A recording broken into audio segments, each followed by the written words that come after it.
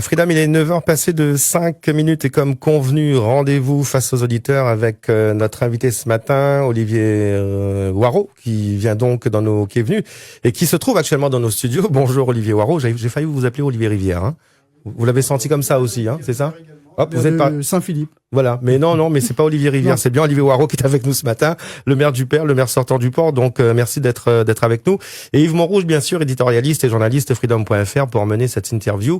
Je rappelle juste aux auditeurs qu'aux environs de 9h20, eh bien on leur donnera la parole 02 62 99 10 00. Mais tout d'abord, Yves Montrouge, vous avez la parole. Oui, bonjour Francky, bonjour Olivier Waro. Bonjour.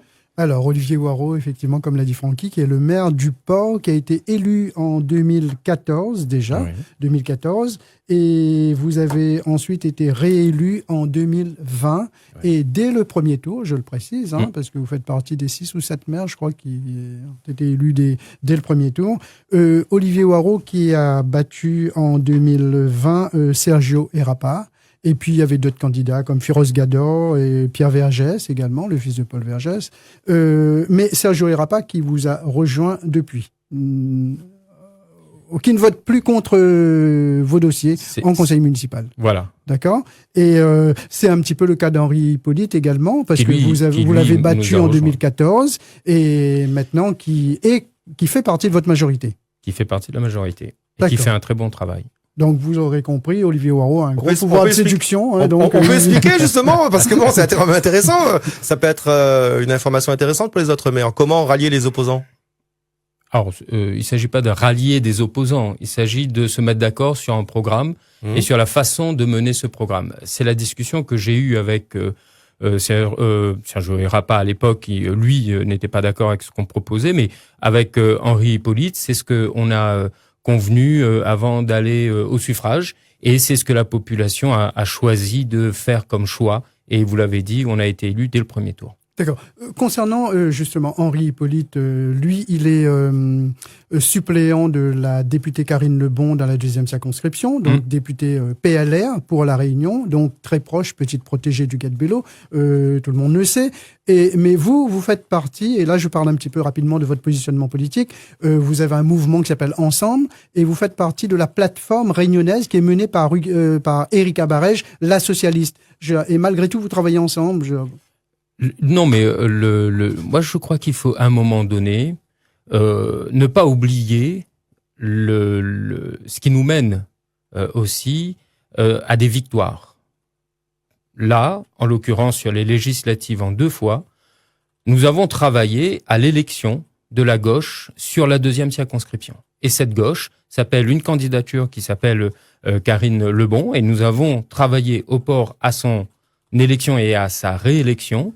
Et pour permettre cela, nous avons constitué un binôme avec mon adjoint Henri Hippolyte, qui lui aussi s'est inscrit dans cette bataille électorale, et on est sorti vainqueur à chaque fois. C'est aussi ça qu'il faut retenir, et le travail qui est mené aujourd'hui, le binôme Henri Hippolyte et Karine Lebon se passe très bien. Nous-mêmes, avec Karine Lebon, la députée, le travail se passe très bien. Elle répond à nos invitations, elle répond à nos préoccupations, et donc je suis satisfait de voir que cette intelligence politique fonctionne très bien. Mais vous, Olivier Waro, vous venez d'une famille communiste. Je suis toujours communiste. J'allais vous poser la question, vos parents, votre grand-père qui a longtemps milité aux côtés de Paul Vergès, feu Paul Vergès. Mais malgré tout, effectivement, vous êtes toujours communiste, mais vous avez quand même choisi la plateforme réunionnaise menée par la socialiste Erika Barège. Oui, ouais. Mais ça, vous savez, chaque élection, on a effectivement des stratégies qui se mettent en place. Moi, ce que je voudrais dire, puisque vous me donnez l'occasion de m'exprimer là-dessus, et je l'ai déjà dit à tous les élus et responsables politiques, quelle est notre préoccupation, le citoyen? Quelle est notre demande? Être à l'écoute de la population. Des stratégies s'organisent, se font, se défont et se mettent en place. Moi, ce que j'ai dit aux élus d'autres communes comme à Saint-Paul, par exemple, couler avec Erika Barège, ou avec Gat-Bello, ou avec quoi il fait pour moi, comme il paye 400 € un loyer et que m'y gagne 500 € d'acédique, quoi, moi, nana, comme réponse. Ça, c'est ma préoccupation.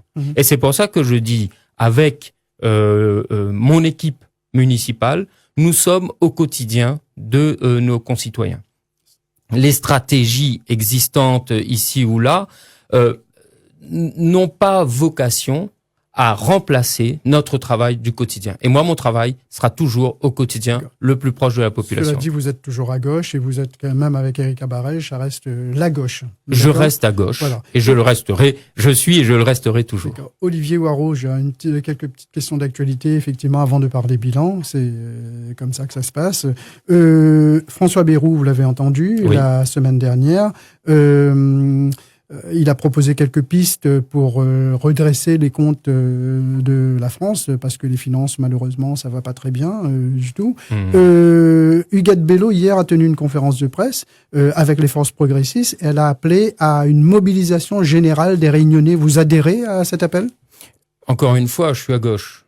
Tous les mouvements, tous les appels pour combattre le gouvernement en place et les décisions iniques et les décisions parfois liberticides, je les condamne. Et donc, oui, s'il faut que nous soyons tous mobilisés à La Réunion pour que nous ayons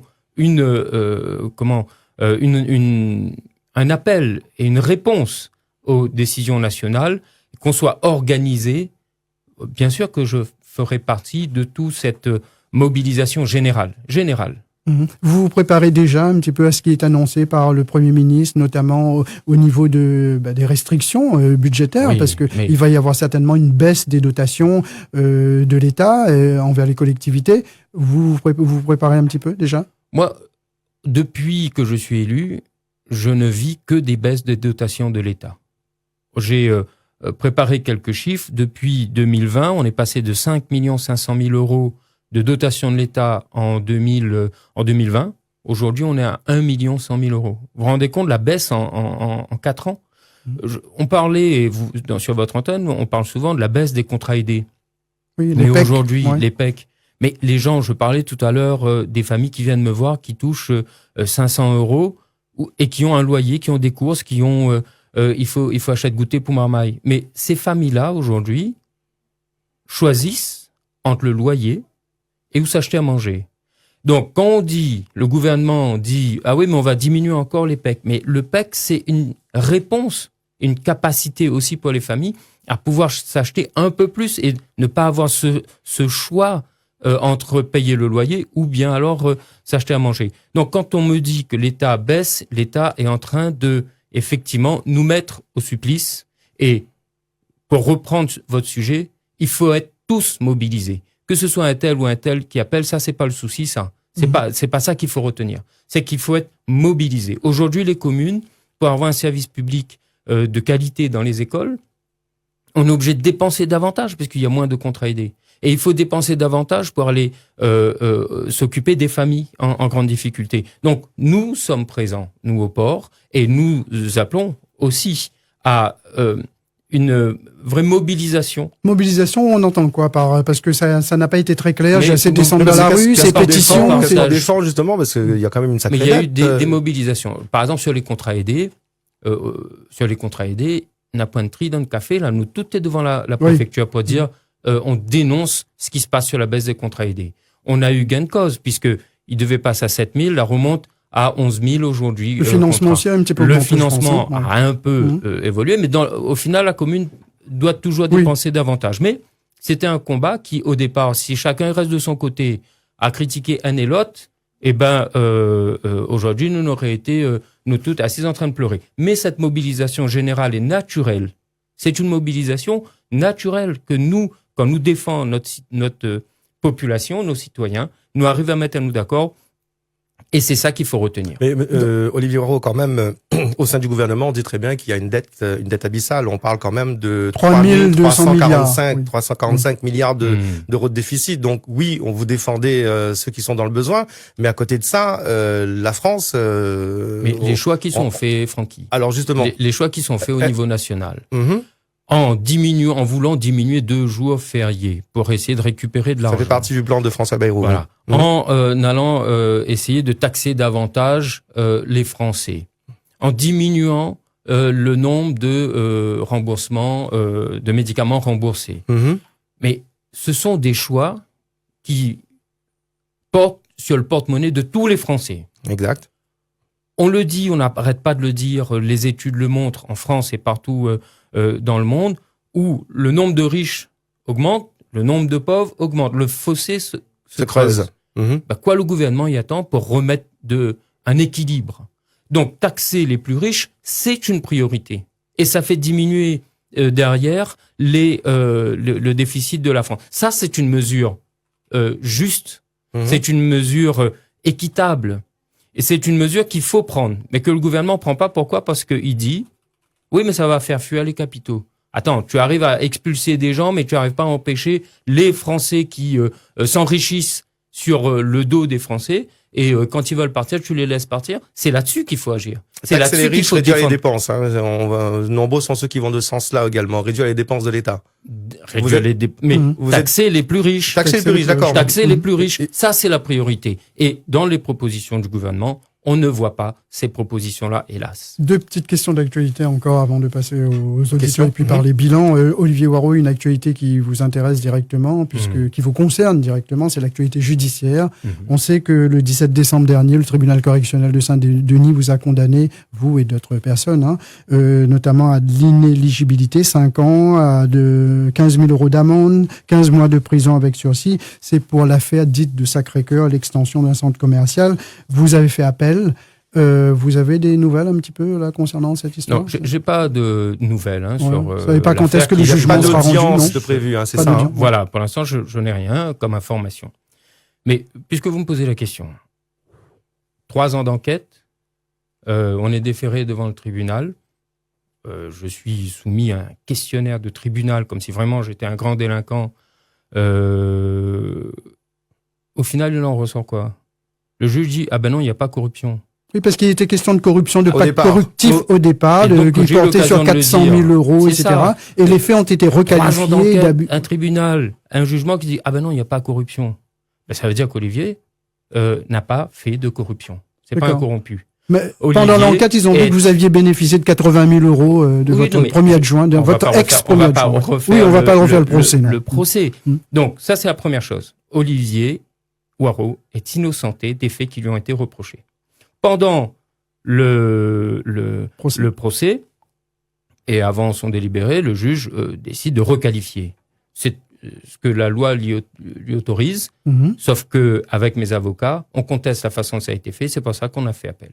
Et à la fois sur la qualification, et à la fois sur le fait de faire ça en pleine séance, sans, me semble-t-il, moi, en tant que justiciable, sans prendre les mesures de droit nécessaires. Vous pensez à un vice de procédure, très clairement? Non, mais ça, c'est les avocats. On est en appel. Je voudrais pas commenter davantage. D'accord. Derrière, je vous donne Donc juste vous les attendez éléments. ce C'est pas une jugement question de la que Cour je des fuis. comptes. Au contraire, j'assume pleinement, d'autant que le tribunal m'a innocenté. Mais vous êtes dans quel état d'esprit aujourd'hui? Vous avez, je sais pas, confiance sur vous avez quand même une épée de Damoclès sur votre tête, Olivier Hoareau. C'est un petit galet dans la chaussure, non? Je suis serein. Ouais, parce que quand on a un galet dans la chaussure, ou tire, et puis ou avance. Est-ce qu'il y a un scénario que l'on a envisagé, parce qu'on ne connaît pas l'audience, on ne connaît pas le résultat, on est bien d'accord. Mais il faut quand même envisager les deux possibilités. Il n'y a pas de scénario, de plan B, de plan Z, de quoi que ce soit. Je suis serein. Et puis on rappelle, Francky, que dans cette affaire, il n'y a pas eu d'exécution provisoire demandée par le tribunal. Donc, si jamais il y a un jugement négatif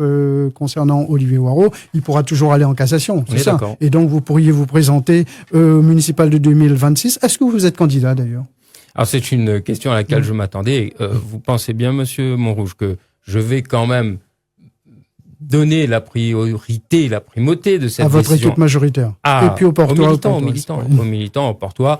Et promis, je reviens sur vos ondes pour faire l'annonce si nécessaire. D'accord. Concernant l'affaire en question... Si vous me reposez la question. Oui, non, mais je vous reposerai la question. Mais concernant l'affaire judiciaire, effectivement, on sait que le 1er avril dernier, c'est pas un poisson d'avril, lors d'un conseil municipal, vous avez fait une demande de protection fonctionnelle pour vous et pour un conseiller municipal, Faisal Ahmed de Valil, votre ancien premier adjoint, qui est concerné par cette affaire, mais que cette délibération a été rejetée par la préfecture.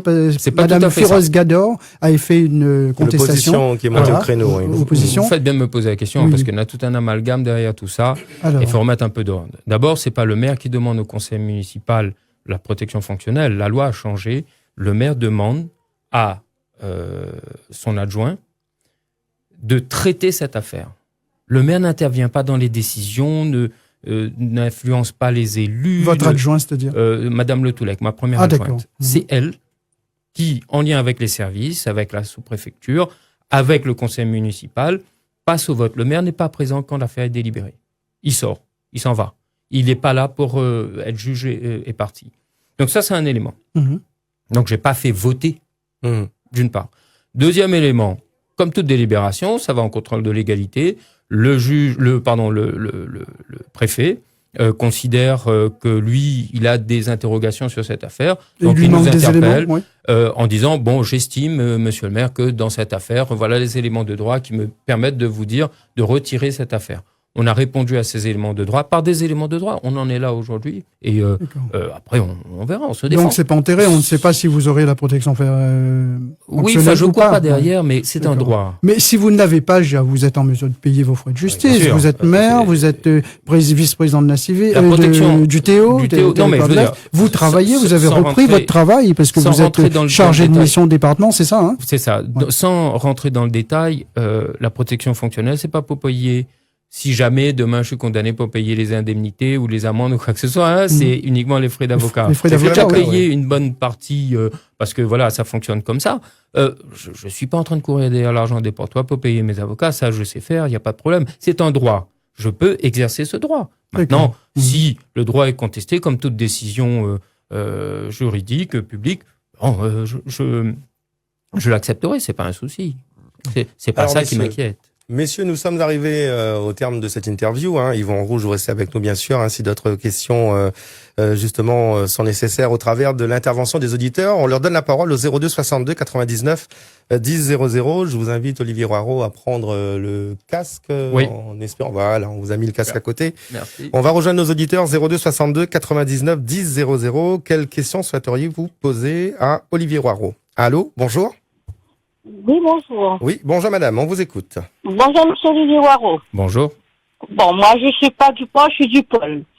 De Saint-Paul. Oh là là. Ouais, ça arrive, Bon. mais on a bien saisi. Non, parce que moi, les saisi aussi, la saisie à moi. Bon, monsieur Roireau, vous avez été élu au Port. Oui. Par les citoyens. Je viens de vous entendre dire, vous défendez les citoyens.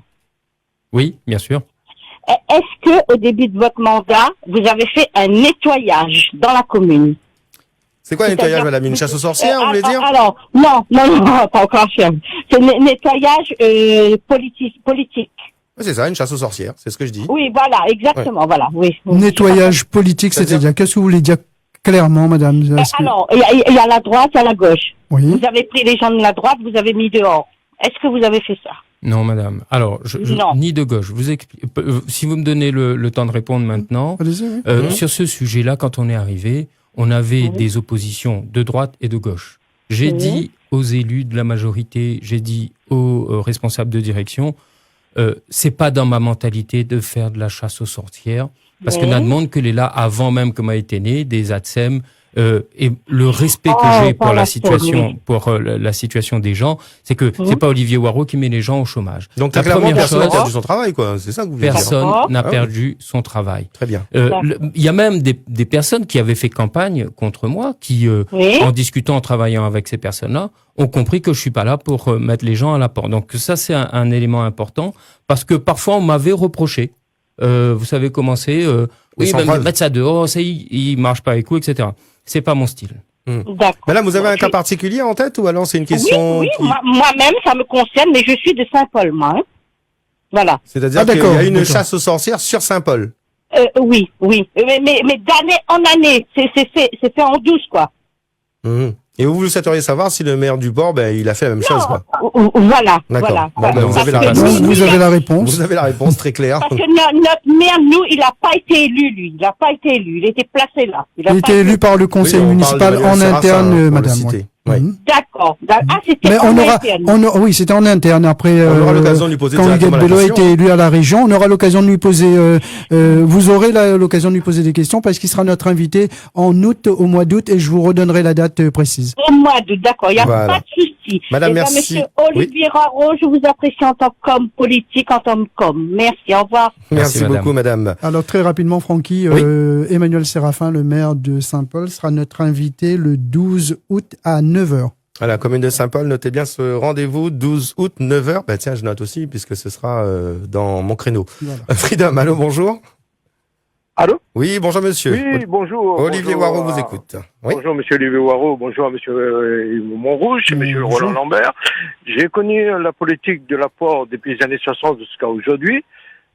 Ce que j'ai apprécié aujourd'hui à travers de vous, vous avez respecté certains engagements et vous n'avez pas fait l'assassin social comme cette dame dit là. Hum. Je vous demande la continuité dans l'intérêt général de la population portoise et portoise. Voilà. Merci à vous et bonne journée à toute l'équipe. Ah, oui. Merci, Ah, vous n'avez monsieur pas de Lambert. questions Dire que finalement. Vous avez fait un beau travail. Vous n'avez pas de questions. Ah, il est parti. C'est-à-dire, vous avez fait un beau travail. Donc, c'est plutôt agréable d'entendre, Olivier Waro, non? Ou pas? Bah, bien Ou ça sûr. vous fait ni chaud ni froid, peut-être aussi? Non, mais je connais Alors- Roland Lambert, ses positions politiques, et au-delà de ça, oui, quand on est à l'heure du bilan de 2 mandats, effectivement, ça fait plaisir. Alors, ça fait plaisir, Olivier Waro, mais on entend également sur le terrain, pas beaucoup, mais on entend quand même que Oui. Olivier Waro, il a été élu dans une commune où tout avait déjà été fait par C'était déjà Paul prêt. Vergès, et puis que C'était déjà vous prêt. êtes arrivé et vous coupez les rubans. oui, oui, ça c'est C'est caricaturé un petit peu. Hein, Oui, c'est- non, évidemment, en 71, quand Paul Vergès arrive, il fait adopter, et vous l'avez dit, mon grand-père était dans sa majorité, fait adopter une délibération majeure, qui est ce schéma directeur qui dit, voilà les axes sur la biodiversité, sur la construction, sur le retour à la mer, sur l'animation, L'aménagement de la le ville, sport, quoi. l'aménagement de la ville. Cette délibération est restée, a été la lettre de La colonne de vertébrale un mission petit peu, ouais. des différents mandats qui ont suivi. D'abord le sien et puis les autres. C'est aussi les orientations dans lesquelles je puise la construction de cette ville et le renouvellement de cette ville. Parce qu'il faut aussi, à un moment donné, redonner du souffle à cette ville. Bien sûr, c'est pas moi qui ai créé l'école des Beaux-Arts, mais c'est de ma responsabilité d'en faire à nouveau une école d'excellence, de formation d'excellence. Et c'est le cas. Bien sûr que c'est pas moi qui ai créé les écoles, mais c'est de ma responsabilité de faire en sorte que les enfants scolarisés réussissent. Mhm. Et donc, ça, c'est la politique que nous De menons. les rénover, de les réhabiliter aussi. ouais. Exactement. Et puis, sur le logement, ce qui n'a pas été dit et ce qui n'avait pas été prévu en 71, et c'est ce que je fais aujourd'hui. Quand, pendant 20 ans, on forme des portois qui, aujourd'hui, ont un emploi. Quand ils viennent chercher un logement au port, il n'y a pas. Donc, ils sont obligés d'aller habiter dans les communes ailleurs et de devoir se prendre les embouteillages quand ils veulent travailler dans leur commune d'origine. Donc, ils viennent me voir en disant « Monsieur, mais pour nous, on n'a pas un logement. Nous dépasse toujours le plafond du logement social et il n'y a pas de terrain pour pouvoir construire notre maison. » C'est notre orientation en termes de construction de logements. Nous construisons et nous livrons, et c'était le cas il y a quelques mois, des logements qu'on appelle logements des loyers intermédiaires Mhm. pour des jeunes actifs. Nous avons encore des opérations qui vont être livrées cette année pour des personnes qui travaillent, des personnes qui sont salariées et qui Combien peuvent de demandes enfin... Combien de demandes sur votre Oh, territoire En grosso modo, moyenne, oui. en moyenne, je dois avoir à peu près, bon, comme ça au pif, ouais. mais plus de 1000 demandes par mois de logement. On prévoit, nous, de livrer près de 800 logements intermédiaires, donc pour ces personnes qui travaillent, en plus des logements aussi sociaux que nous travaillons à réhabiliter et à livrer. Au port, il y a une orientation majeure, c'est la case à terre. Comme dans beaucoup de communes. On est la plus petite commune, mais on réussit, grâce à la qualité des services que nous proposons, enfin les personnes qui travaillent avec nous, de pouvoir reconstruire du logement en case à terre sur des immeubles qui aujourd'hui n'ont plus de fonctionnalité. Mais prends par exemple le logement Rico Carpaille, qui aujourd'hui et pendant longtemps a été un bidonville Oui. en immeuble. Eh ben, les travaux de réhabilitation ont commencé. les travaux de démolition d'une partie vont commencer bientôt pour accueillir la case à terre. Pareil sur la SIDR. Vous avez un les gens avantage, voient. excusez-moi Olivier Waro, vous avez quand même un avantage parce qu'au niveau de la population, vous avez plus de partants de votre commune que d'arrivées. Donc sur votre commune, oui, vous avez peut-être cette possibilité de transformer des immeubles en cases à terre, ce qui n'est pas évident pour les autres communes. Non, mais alors c'est un vrai défi, Francky, parce que les personnes qui sont dans les logements délabrés, dans certains immeubles qui sont vieux de plus de 40 ans, il faut pouvoir les reloger de façon transitoire pour qu'elles puissent revenir ensuite, bien sûr, bien sûr. Ça, c'est tout c'est une un organisation. mandat, c'est l'exercice d'un mandat, voire 2, voire 3. D'accord, ouais, 3, effectivement. Il annonce sa couleur déjà, je crois qu'on a une demi-réponse à la question que vous avez posée tout à l'heure. On continue, 02 62 99 10 00. Allô, bonjour. Oui, bonjour. Oui, bonjour monsieur. Olivier Waro vous écoute. Voilà, moi j'aimerais poser une question à monsieur Olivier Waro. Oui. Monsieur Olivier Waro, dans Langue de Bois, je pose la question, est-ce que par les temps qui courent où notre gouvernement demande à nous à faire des économies alors que les autres ne montrent pas l'exemple, ma question est tout simple, hein. Est-ce que M. Waro est pour la proposition de loi, c'est-à-dire un homme, un mandat, c'est-à-dire quand on est élu maire, on ne peut pas être élu président de par ici, par là-bas et par ici. Nous, on essaie de faire plus de travail, nous ne gagnons pas. Donc, alors, oui. La question, c'est que est-ce que M. Waro, il est pour qu'un homme, un mandat? Voilà. Question Alors, sur le cumul des mandats. mais je crois qu'il faut bien préciser parce que dans votre cas, monsieur m'y ajoute un petit peu sur ce que vous dites. Vous avez des responsabilités. Est-ce que l'on considère ces responsabilités comme des mandats? Parce que pour certains, vous n'avez aucune rémunération. Oui, il me semble. Bien sûr. Hein? Il étonnerait à moi s'il n'a pas de rémunération. Si, monsieur, parce qu'on prend l'exemple d'Éric Ferrer hier, par exemple. Éric Ferrer, le maire des Avirons, hier, on sait qu'il est maire des Avirons, on sait qu'il est vice-président du département et on sait qu'il est président du parc national, mais il nous a dit, pour le parc national, il n'y avait pas de rémunération. Alors, concernant Olivier Waro, il est maire, il a une rémunération, enfin des indemnités, il est vice-président du TO, il a des indemnités, et vous êtes également au Grand Port, je crois, non? C'est président de l'Office de tourisme intercommunal. Non, alors, peut-être, si vous me donnez... La liste est longue. Alors, écoutez, il va vous répondre. Monsieur, m'y répondre à vous tout de suite, parce que votre question est très importante, et il permet de clarifier aussi certaines choses et certains non-dits et amalgames, parce qu'on a beaucoup d'amalgames. Sur la question du cumul des mandats. Si Olivier Waro est maire et vice-président d'une autre collectivité, comme c'est le cas pour certains de mes collègues, oui, une personne cumule 2 indemnités sur 2 collectivités différentes. Mais si c'est pas Olivier Waro, ou si c'est pas un maire, mais c'est un maire, il reste maire, mais un conseiller départemental de la circonscription va bien toucher ses indemnités. Donc, l'enveloppe elle-même va pas bouger. Donc, il fait pas d'économie là-dessus. Si c'est pas une personne, peut-être une personne va cumuler moins, mais l'enveloppe va rester la même. Donc, on résout pas la question de la baisse des dépenses publiques. Donc, ça, c'est la première chose. Deuxième chose, en ce qui me concerne, j'ai été président du Grand Port pendant 8 ans, conseil de surveillance. C'est bénévole, ça, monsieur. Il n'y a aucune indemnité, aucun avantage à être président, avantage financier, ou même en termes de moyens. C'est plus quoi, un titre honorifique, on peut dire ça? Après, ça permet de faire avancer des dossiers aussi, peut-être. Une responsabilité qui ne donne pas de droit à des indemnités. C'est dit d'abord, c'est la loi qui l'impose. Donc ça, c'est pareil. J'étais président de l'Office de tourisme intercommunal de l'Ouest, c'est la même chose.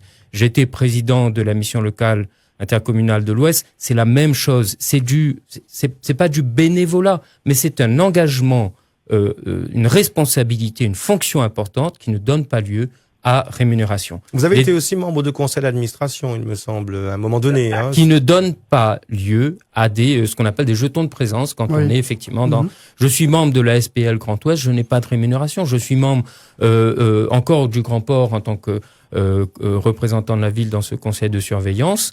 Je ne touche rien du tout. Donc, c'est même pas un téléphone ou non, monsieur, c'est où ça va avec aux propres moyens. Donc, Ça, encore une fois, la question du cumul des mandats pour faire des économies, c'est un faux calcul. C'est pas bon puisque l'enveloppe reste la même. Il répète, excusez-moi, mais il répète juste, m'y touche les indemnités tant que maire, ça c'est normal, et que n'est pas mirobolante non plus. Et même en tant que vice-président du TO, la loi le prévoit. Et voilà, c'est une collectivité intercommunale fonctionne avec les maires. Donc c'est la raison pour laquelle j'y suis automatiquement. Vous souhaitez rajouter, monsieur?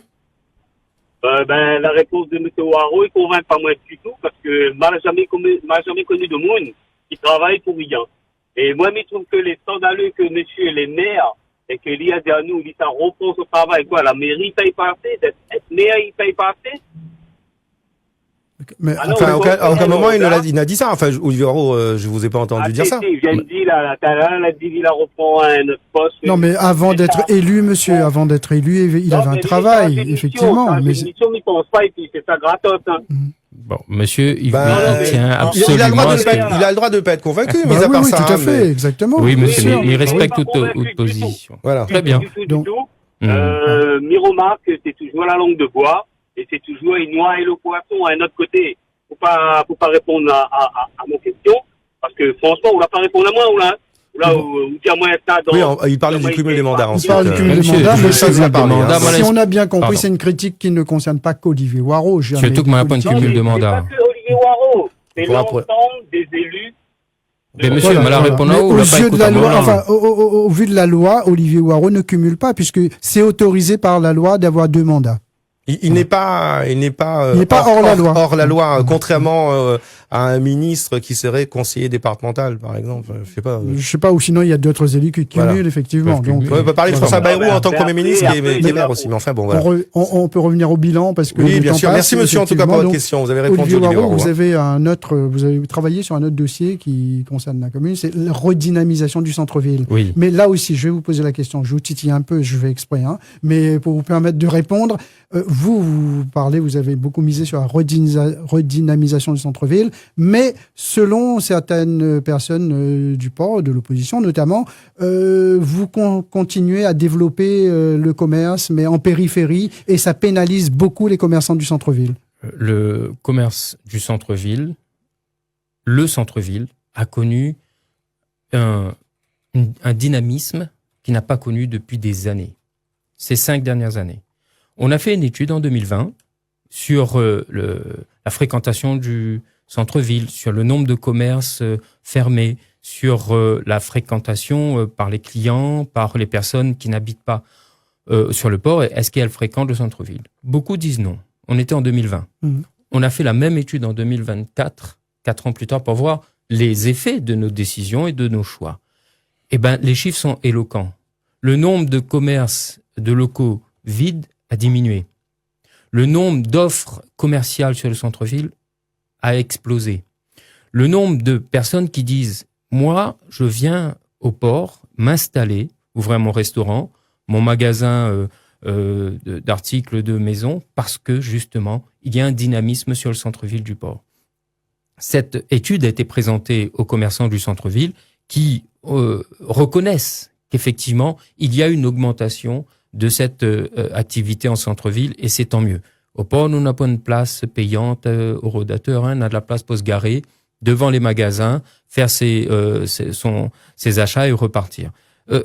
Concernant ce qu'on appelle la périphérie, je disais tout à l'heure, la ville du port, c'est la plus petite commune de l'île. C'est 16 km². Voilà, mais c'est la plus petite. Nous n'avons point de haut, nous n'avons point de bas, nous n'avons point de littoral, on est la commune qu'on connaît. Il y a un centre-ville historique, mais il y a tout un développement qui continue de se faire, qui était prévu, encore une fois, je l'ai cité tout à l'heure, dans l'orientation de 71. Et si vous regardez bien comment la ville évolue, c'est depuis autour du port et par phases successives, il y a de construction. Il y a ce qu'on a appelé, mes prédécesseurs avaient appelé la ZAC Mascareigne, autour de la halle des manifestations et aujourd'hui l'espace qui accueille le centre commercial. Ces espaces-là ont encore vocation à se développer, mais c'est pas seulement du commerce. Il y aura du logement, on parlait de Casaterre tout à l'heure, il y aura des services, il y aura un village artisanal. Donc c'est toute cette structuration économique et d'aménagement de notre territoire qui est en train d'évoluer. Et si on regarde bien, autour de la halle des manifestations, on traverse le parc Boisé, qui est un parc remarquable, extraordinaire, et tout de suite, on gagne le centre-ville par là où on a le marché forain du vendredi, qui est un très beau marché d'ailleurs, et qui nous permet d'irriguer le centre-ville jusqu'à ce qu'on appelle, nous, les portes de l'océan. Ce sont effectivement ces constructions de villas sur le port de Plaisance. Donc, il y a une orientation qui est donnée. Il y a, encore une fois, les commerçants du centre-ville. Je disais tout à l'heure, livraison de logements intermédiaires pour les personnes qui travaillent ou les salariés. C'est en centre-ville. Près de 200 logements de personnes avec un pouvoir d'achat intéressant qui viennent habiter dans le centre-ville. Vous avez la main mise sur ces logements, en fait, les attributions. On a posé la question ce matin. Vous me tendez la perche, alors là. c'est un sujet qui me permet un sujet important. Ouais, alors on y revient alors. Ok. Quand on construit des logements intermédiaires ou sociaux, il y a effectivement plusieurs partenaires financiers. Le bailleur, l'État, la commune, le département ou d'autres intervenants. Donc chacun a un quota d'intervention. Nous-mêmes, ça nous arrive d'être dépassés par les propositions qui sont faites en termes d'attribution de quotas. Par exemple, sur le lotissement Boule-Boule, ce sont des casataires que nous sommes en train de construire et qui va être livré. Sur 14 logements, la ville avait un quota de 6. Donc moins de la moitié. Donc les autres, c'est le bailleur, c'est l'État, d'autres ou l'État, etc. Alors ça, les gens, bien sûr, ne le voient pas. On leur explique et ils comprennent. Est-ce que justement l'État, la préfecture peut vous gratter 1 ou 2 logements en plus de ce qui est prévu ou pas du tout? Et justement, j'allais rebondir là-dessus. On arrive à travailler en intelligence avec justement les autres partenaires à la construction de ces logements pour que c'est d'abord les portoirs qui en profitent. Voilà, en revanche, vous n'arrivez pas tout de suite, c'est d'abord les portoirs qui en profitent. En revanche, vous n'arrivez pas toujours, pas vous personnellement, les maires, à travailler sur l'entretien de ces logements par les bailleurs sociaux. On ne travaille pas sur l'entretien. Là, on a souvent des appels. Oui, mais je vois, sur le port, on a effectivement des logements. Mais si on peut intervenir, Monsieur Montrouge, ça demande un travail intelligent, ça demande qu'il faut aller devant le bailleur et dire 1, on a intérêt de travailler avec nous sur la réhabilitation de ces logements. 2, viens visiter avec nous les logements. Qu'on crée un canal, par exemple, Rico Carpaille. Avant qu'on arrive, vous voyez ce que ça représente, Rico Carpaille. Avant qu'on arrive, c'était comme ça, il n'y avait rien. C'était abandonné, enfin les pigeons venaient, c'était mal conçu d'ailleurs. Et grâce à nos efforts, SIDR en bas, est pareil. S'il ne nous vient pas dire au bailleur, regarde ça il faut changer. Eh ben, aujourd'hui, on arrive à reloger des personnes dans des logements neufs. Je prends un exemple. Alors ça, c'est les portois connaissent. Vieux mur avec la SIDR. Oui, juste cet exemple-là. Allez-y. Mais vraiment, il faut que j'intervienne là-dessus. Des immeubles abandonnés par un bailleur. Quand il nous demande qu'est-ce qu'on fait, moi je dis on reconstruit des logements, on met à neuf et on met des portois dedans. C'est ce qui est en train d'être fait. Mais en dehors du côté projet, quand on parle de bâtiments où il y a des infiltrations, en même temps il y a des locataires, il faut que ce soit la mairie qui intervienne auprès du bailleur pour que ça bouge. Il n'y a pas moyen que le bailleur prenne lui-même en main les choses. On relaye la demande des locataires. C'est une perte de temps, Olivier Waro. Ça veut dire que les bailleurs ne font pas toujours leur job, quoi. Ben oui. Je vous laisserai le soin de juger le fonctionnement. Non, mais vous comment vous le voyez? Nous on intervient. Nous, les gens, d'abord, ils interpellent le bailleur. Après, quand il gagne plus, soit il fait un mouvement, il vient voir le maire, monsieur le maire, il gagne plus, là, ici, etc., etc. Sur la rivière des Galets, on va passer une délibération où on va, avec le bailleur, réinvestir le logement. Parfois, les gens ont besoin que l'intervention se fasse tout de suite. Je comprends. Sur le local. Et pour ça, ils appellent monsieur le maire. Ils appellent monsieur le maire. Et le maire mobilise tout de suite ses services quand il va pas lui-même sur le terrain pour que les choses évoluent. Donc il faut que le maire intervienne alors. Excuse-moi, Francky. Oui. Vous l'a dit quelque chose de très important. Il faut que le maire intervienne. Il faut que le maire intervienne. Le maire, il doit intervenir. Moi, la réponse qui consiste à dire ça c'est le bailleur, c'est pas moi, c'est le bailleur. Non. Le maire, lui, il a été élu par la population. Les résidents de tel bailleur, ce sont des portoirs en ce qui me concerne. C'est à moi, maire, d'aller voir le bailleur, pour dire, viens voir ici, allons changer les choses là. On a les auditeurs, Francky, on continue, effectivement, ils sont nombreux. Ouais, on est en train de causer, mais il y a tellement de choses importantes à dire. On continue, 02 62 99 10 00. Allô, bonjour. Bonjour. Oui, bonjour madame, le maire vous écoute. Bonjour. En fait, moi, je vous appelle justement par rapport au logement. Allez-y. Monsieur le maire, bonjour Monsieur le maire. Bonjour, Monsieur madame. le maire, il dit que vous faites ci, vous faites ça. Mais il faut penser qu'il faut passer par les adjoints. Et au niveau des adjoints, c'est pas pareil. Quand on arrive dans le bureau de l'adjointe pour les logements, mais franchement, personnellement, ça n'a rien à voir avec ce que vous dites. Vous voulez dire quoi, Désolée. madame, qu'il y a une bribes de bras cassés, finalement, autour d'Olivier Warraud? Je vais être un peu plus direct, mais voilà, Oui. c'est... Oui? Je pense que oui. Personnellement, c'est mon avis personnel. Mais Mhm. après, pour C'est avoir un parce que logement, Monsieur Olivier Warraud, il Warraud, faut hein. passer par un adjoint, par un élu, ou il faut aller directement chez le bailleur social? Le maire a beaucoup de responsabilités, c'est pour ça qu'on a des adjoints au logement, à Exactement. l'école, etc. Madame, ce que vous dit là, bon, évidemment, m'y partage pas. Mais maintenant, vous dit quelque chose d'important. Peut-être que la relation, la réunion, la rencontre, le rendez-vous avec la personne adjointe que vous l'a identifié, c'est pas bien passé. Ça peut arriver. Ça peut arriver dans n'importe quel, au niveau, je dis n'importe quoi, l'aménagement, où il fallait réparer la route, la rencontre avec l'adjoint, ça s'est pas bien passé. Je peux comprendre. Si c'est sur le logement, on disait tout à l'heure 1000 demandes par mois. Moi. Et vous 800 savez, autres, oui. bon, le besoin à la Réunion de manière générale est important. Et il n'y a pas d'offre de logement comme ça tous les mois non Vous plus. ne pouvez pas y répondre, hein, On ne peut pas y répondre dans l'immédiat. Donc c'est Mhm. pour ça qu'on projette de construire des nouveaux logements et on réhabilite. Et les gens qui viennent nous voir le savent.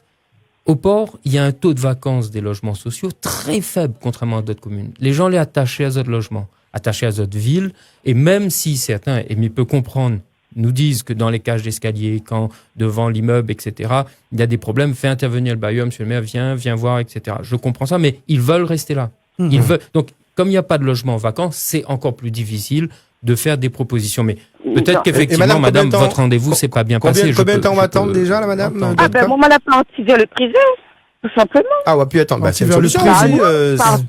Parce que quand on arrive dans le bureau, madame, il prend que bon, ben voilà, il y a des catégories, mais il connaît pas si c'est du favoritisme, ou il faut donner une enveloppe, mais il connaît pas de sous-table. Mais voilà, les Madame, là, C'est la ça ne sensation tombe qu'elle a. pas là-dedans. Fais attention parce Ah, que ça peut ben, être. non, mais comme c'est vous vous qui identifiez devrez une ouvrir un petit personne peu et le que- jeu, monsieur le maire. Mais elle est désolée. Si vous identifiez une personne et que derrière vous dit il faut vers des dessous tables, ça peut être de Ça la. peut être diffamatoire. Voilà. C'est vrai qu'on ne Soyons- confirme soyons rien. vigilants, soyons On est vigilants. vigilant parce que là, on ne confirme Après, rien. Voilà. après, madame, moi, m'aller comme ça avec tous mes élus, mes adjoints, moi-même, pareil. Si vous avez des preuves tangibles, faut porter plainte, hein. Faut pas hésiter, hein. Hum. Mais il faut avoir les preuves, Non, bien Pour sûr. l'instant, on a des preuves Non. ou suspicions, madame? Non, mais elle n'a pas de preuve. Voilà, donc ce voilà. sont les suspicions. Faisons attention. On Madame, revient merci, dans le bilan merci parce qu'il y a beaucoup. l'heure qui tourne. Oui, et ensuite je Francky, c'est le reviendrai but sur de cette l'émission histoire aussi. de préférence et de copinage, parce qu'il y a des questions qui ont été Ouais. posées ce matin. Avec Oui, plaisir. préférence copinage. D'accord. Mais alors, moi, je voulais vous poser une question sur à la halle des manifestations. Qu'est-ce qu'elle devient, cette halle des manifestations? On a l'impression qu'elle a un peu perdu de son... Pas du tout. La halle des manifestations accueille fréquemment les galeries circulaires qui rencontrent un succès phénoménal à La Réunion, où on peut effectivement récupérer des matériaux invendus pour un prix modique, mais de très bonne qualité. Donc ça, c'est dans le cadre de notre politique d'économie sociale et solidaire. La halle des manifestations a bénéficié de travaux de mise aux normes. Il faut aller encore plus loin sur les travaux de réhabilitation de ce site. Il a vocation non pas à être géré comme c'est le cas aujourd'hui en direct par la mairie, mais demain certainement par un prestataire ou ce qu'on appelle un budget annexe, un service de la ville qui autonome gère les locations et les mises à disposition. C'est ça la vocation demain de la halle des manifestations. Alors Une justement, question du concernant baromètre, non? l'aménagement du territoire, certains qui réclament des salles plus grandes car trop petites pour faire la fête. Hein. On parlait d'une salle senior notamment ce matin. Est-ce que dans les projets que vous avez, dans les tuyaux, il y a la construction de salles nettement plus grandes? Non, aujourd'hui, on a des salles polyvalentes qui Suffisantes. sont mises à la disposition, donc en location, Oui. de la population pour les fêtes familiales et autres. Mhm. On a réhabilité toutes les salles, D'accord. notamment celle de la Rivière des Galets, qui était la salle Farfar, qui était On va en parler parce qu'apparemment cette salle Farfar, qui était dégradée depuis de nombreuses années. Fait du On a bruit. engagé les travaux et c'est une salle toute neuve qui Oui. maintenant peut être. Et tout le louée. monde peut la réserver ou alors il y a quelqu'un qui disait ce matin, on a l'impression que cette salle elle est réservée uniquement pour les Mahorais. Quand ils font des demandes, on n'a pas les bonnes dates. Non, ça c'est encore une fois c'est une perception d'une personne. Mhm. tout le monde a le droit. Quand on est résident, on est citoyen et que on a besoin effectivement du service public comme une salle mise à disposition, enfin de louer la salle pour un mariage, un baptême ou autre, on le fait. Il y a une chose que j'ai fait évoluer. Et les choses vont quand même aller plus loin. On a passé la délibération le mois précédent. Parfois, on loue, on récupère un local, on met un frigidaire à disposition, le frigidaire est cassé, la porte est cassée, n'a pas respecté l'état des lieux. Ça, il faut aller plus loin. Il n'y a pas de caution quand on prend une salle Il y a une caution. Oui, mais qui ne couvre pas les dégâts. Qui ne couvre pas, exactement. Donc, on va durcir justement sur l'état des lieux d'entrée, de location et de sortie. Responsabiliser un petit peu les... On responsabilise davantage les personnes qui louent. Deuxièmement, il y a une chose que j'ai mise en place depuis longtemps. Les gens parfois louent et disent c'est pour mon baptême.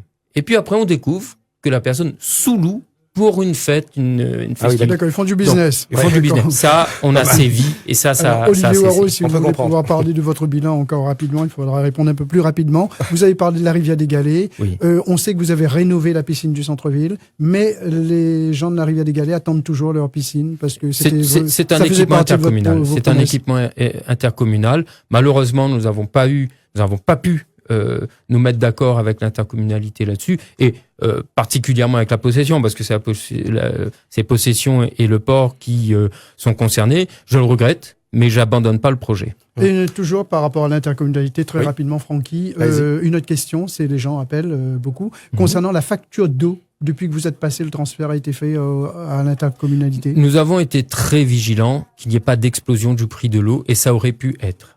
On a fait intervenir les élus intercommunaux pour que justement il n'y ait pas une augmentation trop forte. Maintenant qu'il y ait une augmentation, ça n'a échappé à personne que le coût de l'électricité a augmenté, que le coût effectivement de l'eau a augmenté. On arrive à maintenir aujourd'hui l'augmentation du coût de l'eau.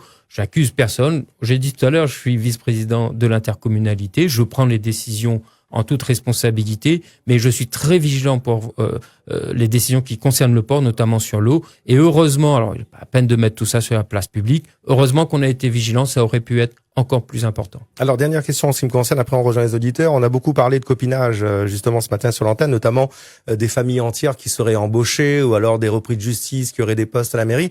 Est-ce que vous êtes regardant vous là-dessus ou alors pas du tout? Enfin voilà, vous embauchez selon le besoin, selon les compétences. Enfin, ça marche comment? Mais bien sûr, une embauche, c'est encadré par la loi, ça. On est obligé effectivement de tenir compte de l'appel à candidature et tout. C'est comme la dame tout à l'heure qui nous exposait sans avoir les preuves. Donc, voilà, moi je vais pas répondre à ces petites attaques. Le débat et les enjeux sur l'aménagement on du dit que port. vous avez embauché justement pour acheter la paix sociale. Vous avez embauché ce genre de personnes. Donc, est-ce qu'on parle? C'est vrai qu'il y a plus beaucoup de violence. Il y a plus beaucoup de violence sur le. On parle des repris de du port. justice. Les personnes qui auraient fait de la prison, c'est ce qui a été dit ce matin. Non, mais ça, les gens. Après, c'est pas gênant. Enfin, c'est je leur sais pas si. perception. Moi, j'embauche en fonction. Il n'y a pas d'interdiction en même temps, Olivier Waro. Mais je suis tout à fait d'accord avec vous, Francky. Il n'y a pas d'interdiction à embaucher quelqu'un qui postule et qui a un profil intéressant. Une chose est sûre, et là, vous avez tout à fait raison.